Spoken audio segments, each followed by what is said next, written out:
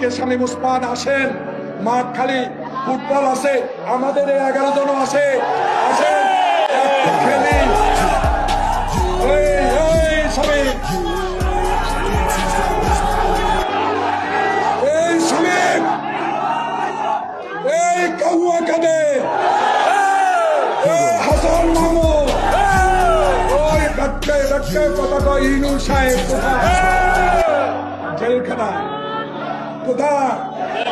আজকে দেখলাম একজন লাঠি ভর দিয়ে, আমারে না পা ভেঙে গেছে, লাঠি তোর কি হয়েছে এটা দেখা। আর একজন পলক সাহেব আজকে বললো কি জানেন, তা আমার নেতা শেখ মুজিবুর রহমান বলে গেছে লড়াই করে টিকতে হবে, লড়াই করে দেখাবো। শামীম ওসমান তুই কোথায়? আয় একটু খেলি।